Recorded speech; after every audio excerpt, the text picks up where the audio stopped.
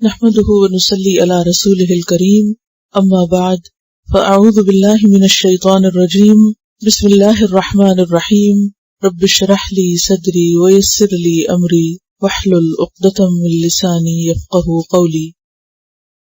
سبق number 311، lesson number 311، سورۃ العادیات۔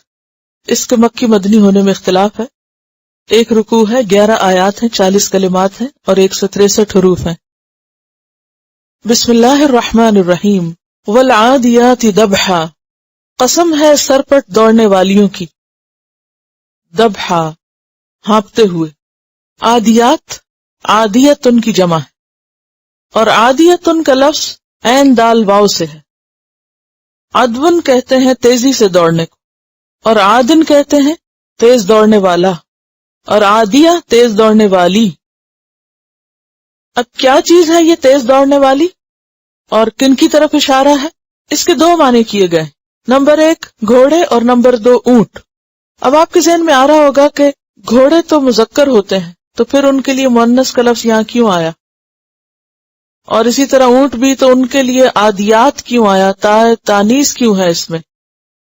یہی سوال آپ کے ذہن میں پیدا ہوا تھا جب فرشتوں کی بات آئی تھی، والنازعات غرقا، کہ کیا فرشتے لڑکیاں ہیں کہ ان کو نازعات کہا گیا ہے؟ اور اسی طرح والصافات صفن کی بات میں بھی فرشتوں کے بارے میں مؤنث کا صیغہ استعمال ہوا تھا۔ اسی طرح ایک اور مقام پر والصافنات الجیاد، گھوڑوں کی صفت بیان ہوئی ہے۔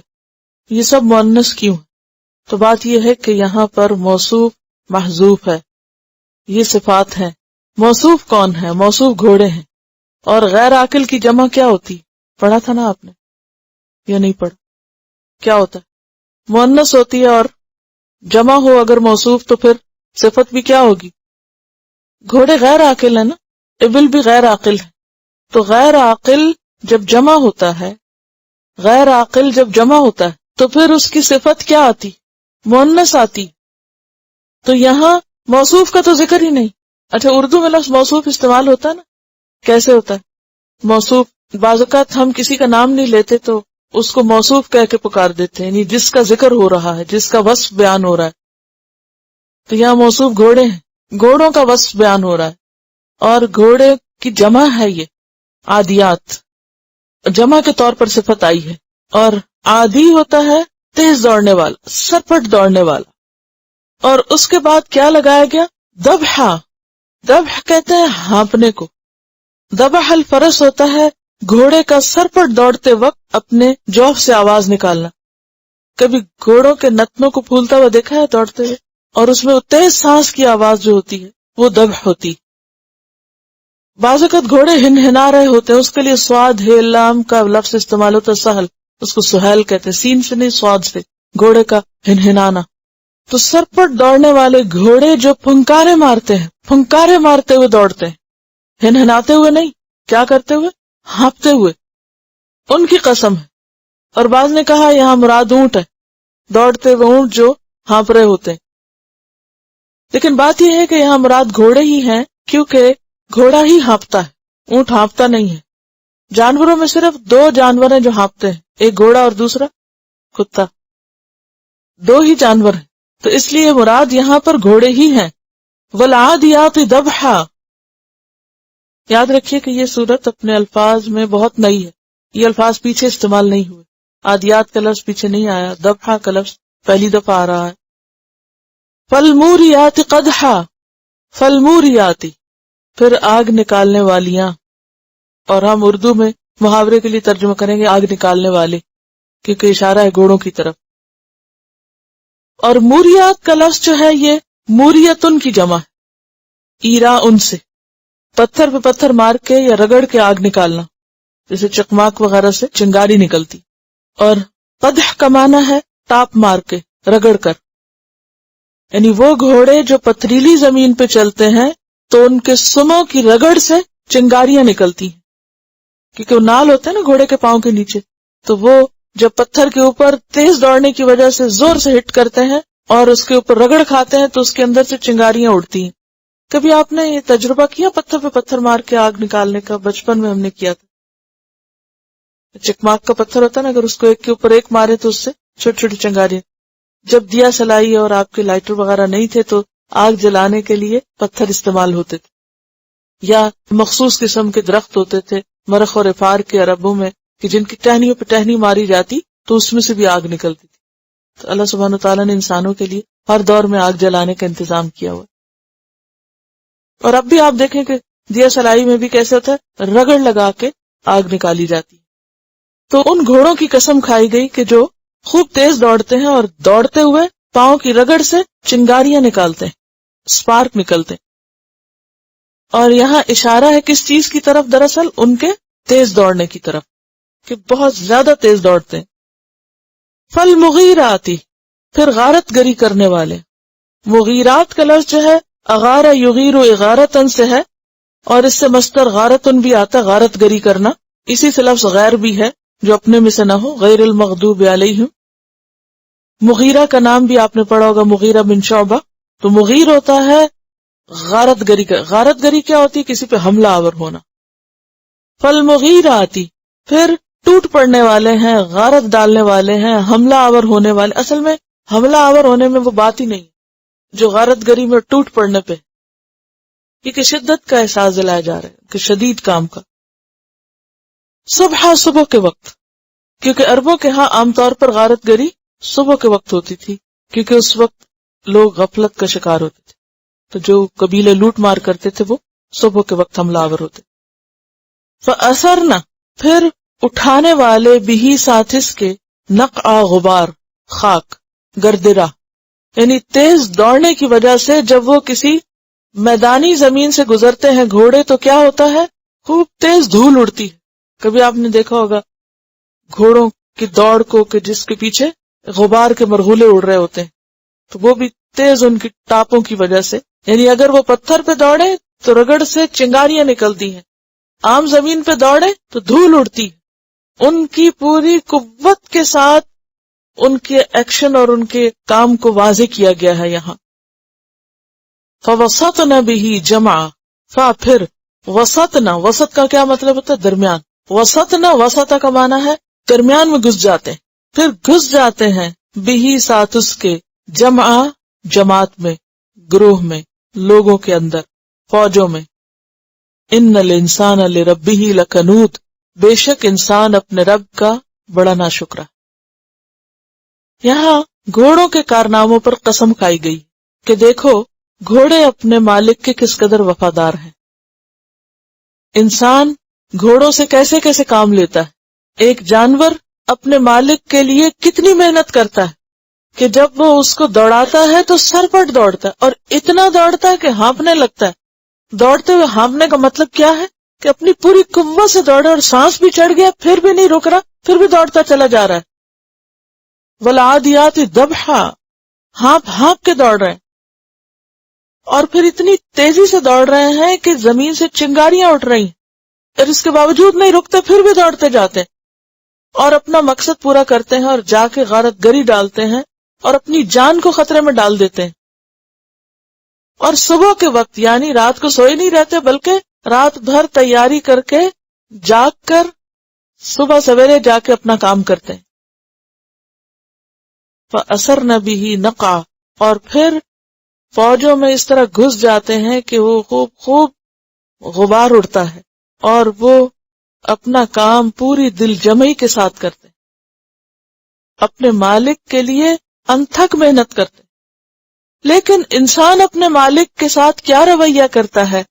یہ مقسم علیہ جس پر قسم کھائی گئی، یعنی انسان، یا جواب قسم جسے کہنا چاہیے کہ دیکھو انسان کا حال، انسان اپنے مالک کا ناشکرا ہے. کنود کا معنی نافرمان، ناشکرا، بخیل، نمک حرام، جو مشکلات کا ہر دم ذکر کرے مگر نعمتوں کا نام بھی نہ لے. گھوڑے کو دیکھو اور انسان کو دیکھو، اشرف المخلوقات کیا کرتا ہے، اور اس کے لیے جس کو اللہ نے مسخر کیا وہ کتنا کام کرتا ہے. اور جنہوں نے اس کا معنی اونٹ لیا تو انہوں نے کہا کہ یہاں وہ اونٹ مراد ہیں کہ جو حاجیوں کو لے کر دوڑتے چلے جاتے ہیں، اور پھر وہاں گروہ کے گروہ لوگ ہوتے ہیں تو ان میں جا کے گھس جاتے ہیں، یعنی منی عرفات وغیرہ میں. لیکن انسان اپنے رب کا ناشکرا ہے. اور جنہوں نے گھوڑوں کا معنی لیا تو انہوں نے کہا کہ اس سے مراد غازیوں کے گھوڑے ہیں کہ جو اللہ کی خاطر اللہ کے دین کی سربلندی کے لیے نکلتے ہیں اور دن بھر کام کرتے ہیں اور رات کو بھی کام کرنا پڑے تو نہیں کتراتے اور پھر صبح سویرے غارت گری کرتے ہیں اور بے خوف و خطر فوجوں میں گھس جاتے ہیں. لیکن عام انسان کا حال یہ ہے کہ وہ اپنے رب کا ناشکرا ہے. تو گویا یہاں عام انسان اور ایک غازی کا کمپیرزن کیا گیا ہے. جب تک انسان اپنے رب کی خاطر اپنی ساری صلاحیتوں کو نہ لگا دے اور اپنی جان کو خطرے میں نہ ڈال دے اس وقت تک شکر ادا نہیں ہو سکتا. اور اگر انسان ایسا نہیں کرتا تو وہ کیا ہے؟ دراصل ناشکرا ہے. اس نے وہ نہیں کیا جو اس کو کرنا چاہیے. ففروا الی اللہ، حکم تو ہمارے لیے ہے کہ ففروا الی اللہ، اللہ کی طرف دوڑے. اور کتنا دوڑے؟ جب تک ہانپنے لگے، اور ہانپ کے بھی بیٹھنا نہیں بلکہ پھر بھی دوڑتے جانا اور پوری قوت لگانی، کیونکہ موریات قدح قوت کے اظہار کا نام، یعنی اپنی اٹ موسٹ ایفرٹ اور پوری قوت کے ساتھ. اور پھر صبح کا لفظ یعنی ایک تو ارلی مارننگ کے کام کی طرف اشارہ ہے کہ صبح سونے میں وقت نہیں گزارنا، اور دوسرے یہ کہ اللہ کی خاطر رات جاگنی پڑے تو رات بھی جاگنا. اور پھر عام طور پر آپ دیکھیے کہ گرد و غبار جو ہوتا ہے وہ اس سے انسان کتنا بھاگتا ہے. یعنی گرد و غبار ایسے حالات ہیں یا ایسا ماحول ہے کہ جس میں انسان کو بہت کوفت ہوتی، لیکن وہ ہر طرح کے ماحول میں سروائیو کرتا ہے. اور پھر کسی گروہ کے اندر گھس جانا بے خوف و خطر، یہ اسی وقت ہوتا ہے جب انسان جان ہتھیلی پہ رکھے، یعنی جان کا بھی رسک لے کر آگے بڑھنا. اور جب تک انسان یہ نہ کرے تو کیا ہے؟ وہ ناشکر. ہم سب اپنے آپ کو شکر گزاروں میں شامل کرتے ہیں کہ ہم نے اللہ کی نعمتوں پر ہم بہت شکر کرتے ہیں، لیکن کام کتنا کرتے ہیں؟ عملی شکر کتنا کرتے ہیں؟ یعنی اگر اس کو اپنے اصل معنی میں لیں تو آپ دیکھیے کہ نبی صلی اللہ علیہ وسلم اور صحابہ کی زندگی کس میں گزری تھی. چند سالوں کے اندر کتنے غزوات ہوئے تھے، ایک ختم نہیں ہوتا تھا ایک شروع ہو جاتا تھا، ایک ختم نہیں ہوتا تھا ایک شروع ہو جاتا. حتیٰ کہ جنگ احد کے دن جب شکست ہوئی مسلمانوں کو اور وہ زخموں سے چور تھے، غموں سے چور تھے، اتنے شہید ہو گئے، اتنے زخمی ہو گئے، اور پھر پتہ چلا کہ دشمن کی فوج پھر لوٹ رہی، پھر بلایا گیا تو اسی حال میں اٹھ کے کھڑے ہو گئے. اور پھر یہ صرف نبی صلی اللہ علیہ وسلم کی موجودگی میں نہیں کہ جب تک آپ موجود تھے تو ان کے جذبے یہ تھے، بعد میں بھی ایسی ایسی مثالیں ملتی ہیں کہ ایک جنگ میں جو شاید مسلمہ کذاب کے خلاف جو جنگ لڑی جا رہی تھی تو اس میں ایک انصاری تھے تو ان کو بہت شدید قسم کی چوٹ آئی اور کھڑے نہیں ہو سکتے تھے اور بہت ہی کمزور ہو گئے، اور ایک ان کی سائیڈ جو تھی وہ پوری طرح کام نہیں کر رہی تھی. تو جب انہیں خیمے میں لا کے لٹا دیا گیا کہ ان کی مرہم پٹی ہو اور ان کا علاج ہو، تو اتنے میں ان کا جو کمانڈر تھا اس نے پکارا یا للانصار، اے انصار. تو وہ لڑکھڑاتے اٹھ کھڑے ہوئے. انہیں اتنا سمجھایا گیا کہ آپ کا حال کیا اور آپ کیوں کھڑے ہو رہے ہیں؟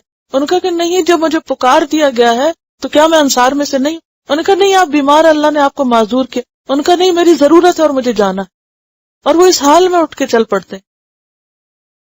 ہمارا تو ذرا سر درد ہو جائے، کچھ ہو جائے تو ہم کہتے ہیں بہت اچھی ایکسکیوز.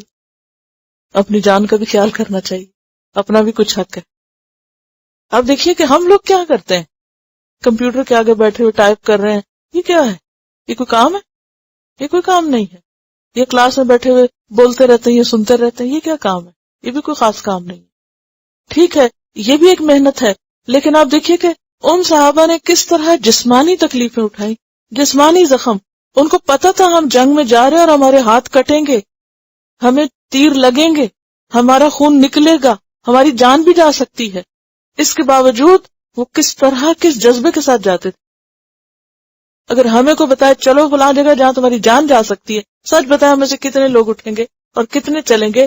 ہم 100 دفعہ سوچیں گے اچھا جان جائے گی، جان چلی جائے گی، تو ہم تو وہ راہ نہ لیں جہاں جان جانے کی بات ہو. ہماری قربانی کچھ بھی نہیں، ہم کچھ نہ کر کے بڑے مطمئن بیٹھے ہوئے کہ ہم نے بہت کچھ کر لیا. اور پھر یہ بھی ہے کہ زندگی کا ایک موقع ایسا ہوتا ہے کہ جب آپ جوان ہوتے ہیں اور آپ کا جسم آپ کا ساتھ دیتا ہے اور آپ بہت کچھ برداشت کر جاتے ہیں، لیکن جو آپ کا وقت گزرتا جاتا ہے اور آپ کی صحت اور آپ کی بہت ساری چیزیں کمزور پڑنے لگتی ہیں، آپ کی نظر، آپ کے سننے کی صلاحیت، آپ کے بولنے کی، آپ کے چلنے کی، تو اس سے پہلے کہ وہ وقت آئے جو بھی اللہ نے طاقت کا وقت دیا ہے اس کا خاص طور پر صحیح استعمال ہونا ضروری ہے. کہ کہتے ہیں نا کہ جوانی کے بارے میں الگ سوال ہوگا، یعنی قیامت کے دن انسان سے جو پوچھا جائے گا اس میں جوانی کا سوال الگ ہوگا کہ تم نے جوانی میں کیا کیا، کیونکہ بہت انرجیز ہوتی ہے نا، انسان کام کر کر کے بھی نہیں تھکتا، اور ویسے بھی ایک ایک دن کو غنیمت سمجھنا چاہیے، کوئی معلوم نہیں کہ کل کیا ہو۔ اور یہاں پر آپ دیکھیں کہ والعادیات، اور میں جب اس کو ہمیشہ پڑھتی ہوں تو میں کہتی ہوں مؤنث کا صیغہ ہے، اسے میرے لیے تو بہت ہی سبق ہے، والعادیات ضبحا فالموریات قدحا۔ اس کی وجہ کیا ہے کہ انسان کنود کیوں ہے، آگے اس کا سبب بتایا جائے گا۔ پھر فرمایا وَإِنَّهُ عَلَى ذَلِكَ لَشَهِيدٌ، اور بے شک وہ البتہ اس پہ گواہ ہے، دیکھنے والا ہے۔ وہ کون؟ ایک تو یہی کہا گیا کہ یہ انسان جو ناشکرا ہے، وہ خود دیکھ رہا ہے کہ وہ کیا کیا ناشکریاں کرتا ہے، کہاں کہاں اللہ کا حق مارتا ہے، کہاں اپنی کوششوں میں کمی کرتا ہے۔ وَإِنَّهُ عَلَى ذَلِكَ لَشَهِيدٌ، اور دوسرا معنی کیا گیا ہے کہ اللہ سبحانہ وتعالی بندے کی کوششوں کو دیکھ رہا ہے کہ کون دوڑنے والا ہے اس کے راستے میں اور کون ناشکری کرنے والا ہے، کون شکر گزار ہے اور کون ناشکرا ہے۔ وَإِنَّهُ لِحُبِّ الْخَيْرِ لَشَدِيدٌ، اور بے شک وہ یعنی انسان لحب الخیر، مال کی محبت میں، لشدید البتہ بہت سخت ہے۔ یہ جو مال کی محبت ہے اور دنیا کی محبت ہے، یہ اتنی کوٹ کوٹ کے انسان کے اندر بھری ہوئی ہے کہ اس کی وجہ سے وہ اللہ کا حق ادا کرنے سے قاصر رہتا ہے، اس وجہ سے وہ اللہ کے دین کے لیے نہیں نکلتا، اس وجہ سے اس کی دین کی خاطر کی جانے والی بھاگ دوڑ کمزور پڑ جاتی، کیونکہ دنیا اس کے سامنے ہے۔ دنیا کے لیے محنت کرتے وقت وہ نہیں ڈرتا، نہیں گھبراتا۔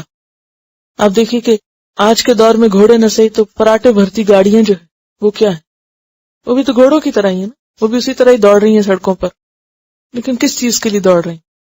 لوگ ایک ایک گھنٹے کی ڈرائیو پر، دو دو گھنٹے کی ڈرائیو پر اپنی جاب کے لیے، کام کے لیے بخوشی چلے جاتے اور شکر کرتے ہیں کہ ان کو کوئی کام ملا۔ اچھی جاب ملے تو ایک سے دوسری جگہ چاہے ڈبل سفر کرنا پڑے کرتے ہیں نا، گھر چھوڑ کے کہیں اور جانا پڑے چلے جاتے ہیں، کوئی مائنڈ نہیں کرتا، بیوی بچے سب کو چھوڑ کے چلے جاتے ہیں۔ لیکن دین کی خاطر کتنے لوگ ایسی قربانیاں کر رہے ہیں کہ جو سب کو چھوڑ کے نکل جائیں۔ وَإِنَّهُ لِحُبِّ الْخَيْرِ لَشَدِيدٌ، کیونکہ مال کی محبت انسان کو ہلنے نہیں دیتی، اور مال جو ہے وہ باقی تمام چیزوں میں انسان کو مادی چیزوں میں پیارا ہوتا ہے، تو اس لیے مال کا یہاں ذکر کیا گیا، ورنہ تو کوئی بھی چیز جو انسان کے راستے میں رکاوٹ بنے وہ سب چیزیں یہاں پر آ جاتی ہیں۔ اور مال کی محبت کے بارے میں سورۃ الفجر میں بھی آپ نے پڑھا وَتُحِبُّونَ الْمَالَ حُبًّا جَمًّا، اور یہی وجہ کہ آپ دیکھیں گے کہ ہر طبقے کے لوگ، ہر عمر کے لوگ، ہر نسل اور ہر رنگ اور ہر جنس کے لوگ اس کمزوری کا شکار ہے، الا ماشاء اللہ۔ کوئی مشرق میں ہو یا مغرب میں ہو، مال کی محبت اس کے اندر کوٹ کے بھری ہوئی ہے، کوئی دین پہ ہو یا دنیا پہ ہو، ہر بندے کے اندر کسی نہ کسی درجے۔ یہ الگ بات ہے کہ کوئی بہت زیادہ اس مشکل میں مبتلا ہے، کوئی اس سے کم، کوئی اس سے کم، کوئی اس سے کم، یعنی لیولز ہے، لیکن کوئی یہ نہیں کہہ سکتا کہ مجھے مال سے کوئی تعلق ہی نہیں۔ وَإِنَّهُ لِحُبِّ الْخَيْرِ لَشَدِيدٌ أَفَلَا يَعْلَمُ، کیا پھر وہ نہیں جانتا، یعنی اس کو یقین نہیں، یا علم سے مراد یقین ہے، کیا اس کو یقین نہیں؟ اذا بعثر ما فی القبور، جب نکال لیا جائے گا جو کچھ قبروں میں ہے، اور بعثر کا لفظ پیچھے آپ پڑھ چکے ہیں، وَإِذَا الْقُبُورُ بَعْثِرَتْ پیچھے آ چکا ہے، الٹ پلٹ کر دیا جائے گا قبروں کو، کہ جب الٹ پلٹ کر کے جو کچھ قبروں کے اندر ہے ذرہ ذرہ سب نکال لیا جائے گا، وَحُصِّلَ مَا فِي الصُّدُورِ، اور حاصل کر لیا جائے گا جو بھی سینوں کے اندر ہے۔ حصل کا لفظ ہے نا، حصل یحصل تحصیل سے ہے، جس کا معنی ہوتا ہے چھلکے سے گودا اور مغز نکال لینا، جیسے آپ بادام توڑ کے اس کے اندر سے چیز نکالتے ہیں نا، یہ کسی بھی چیز کے اندر کی چیز، اس کے لیے لفظ حصل آتا ہے۔ ما فی الصدور، جو سینوں کے اندر ہے وہ نکال کے باہر کیا جائے گا۔ سینوں کے اندر کیا ہے؟ انسان کے ارادے، نیتیں، اس کے موٹیوز۔ بعض ارادے اور بعض نیتیں انسان کی سامنے ہوتی ہیں، ظاہر ہوتی ہیں، اس کے عمل میں جھلک رہی ہوتی ہیں، اور بعض ہڈن موٹیوز ہوتے ہیں، اس کے چھپے ہوئے مقاصد ہوتے ہیں، وہ کچھ نہیں ظاہر کرتا کسی اور پر کہ اس کا مقصد کیا ہے۔ مثلاً ایک شخص دین کے لبادے میں دنیا مقصود رکھتا، اس نے اپنے اوپر دین کا لبادہ اوڑھ رکھا ہے، لیکن اس نے دین کا لبادہ کیوں اوڑھا؟ تاکہ وہ دنیا کما سکے، مال کما سکے. لیکن اللہ سے کچھ بھی چھپا ہوا نہیں. کل قیامت کے دن انسان کی جو اصل نیت ہوگی نا، اصل ارادہ ہوگا، اصل چیز جو اندر کی ہوگی وہ باہر لائی جائے گی، اور اس کی بنیاد پر اعمال کا وزن ہوگا. کیونکہ انما الاعمال بالنیات، یعنی ما فی الصدور میں دونوں طرح کی چیزیں ہوتی ہیں. اچھی نیتیں اور اچھے ارادے، ان کو بھی نکال لیا جائے گا. اور اس کا فائدہ کیا ہوگا کہ انسان اگر کسی اچھی نیت پر عمل نہ بھی کر سکا تو اس پر ہی اس کو اجر دیا جائے گا. اور اسی طرح اگر کسی شخص نے بظاہر اچھا کام کیا لیکن نیت اچھی نہیں تھی تو اس پر اس کو اجر نہیں دیا جائے گا. تو نیت جو ہے وہ بہت اہم چیز ہے. وَحُصِّلَ مَا فِي الصُّدُورِ إِنَّ رَبَّهُمْ بِهِمْ يَوْمَئِذٍ لَخَبِيرٌ، بے شک ان کا رب ان سے اس دن خوب باخبر ہوگا. رب تو آج بھی باخبر ہے. تو اس دن باخبر ہونے کا معنی کیا ہے؟ یعنی بدلہ دینے والا ہوگا. جو کچھ کسی نے کیا ہوگا اس کی خبر لے کے، اس کا حال معلوم کر کے، اس کے مطابق اس کو دے دے گا جو وہ اس کو چاہیے ہوگا. جس کو سمجھ آ جاتی ہے نا آخرت کی کہ آرام کی جگہ وہ ہے، گھر وہ ہے، تو اس کے لیے پھر یہ چیز مشکل نہیں ہوتی. یہ ان کے لیے مشکل ہے جو دنیا کو دل لگانے کی جگہ سمجھ کر، دنیا کو گھر بنا کر اس میں جم کے بیٹھے ہوئے ہیں، جیسے ہمیشہ یہاں رہنا. کیونکہ والذین آمنوا اشد حبا للہ، وہ لوگ جو ایمان لائے اللہ کی محبت میں سب سے زیادہ شدید ہوتے ہیں. وہ کام جو ان کو اللہ کی محبت کے قریب کرے وہ ان کے لیے سب سے پسندیدہ ترین کام ہوتا ہے. ان کا آرام بھی اسی میں ہوتا ہے. اور یہ جو خیر کا لفظ ہے مال کے لیے کئی جگہ پر قرآن مجید میں استعمال ہوا ہے. یہاں خیر سے مراد نیکی نہیں ہے، کیونکہ عام انسان نیکیوں کے حریص اتنے نہیں ہوتے، تو اس لیے اس کا معنی کیا کیا جائے گا؟ مال.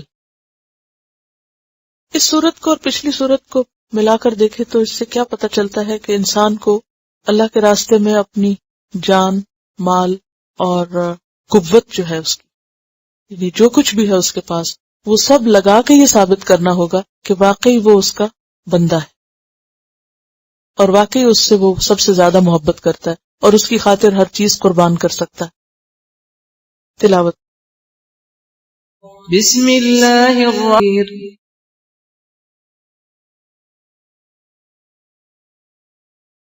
Quran vocabulary 100%. The best application to understand Quran. Study with flashcards. Word list. Learn 25% of Quran vocabulary in 7 days. Multiple MCQs to practice and test vocabulary. Single choice. Multiple choice. True, false. Bookmark difficult words. Study wrongly answer words. Test your skills. 12 essential grammar lessons at Learn Quranic Grammar. You can select number of word to study from bookmarks. Select number of times wrongly answered words for study. Test your skills with multiple choice flashcard, true, false, matching words and single choice MCQs. Grammar lessons are available in PDF format. Native Quranic and Urdu fonts. Available at Google Play and Apple App Stores. Download it today to contribute in the Islamic Apps Development Project. Quran vocabulary 100% in Urdu. Visit smartappsweb.com.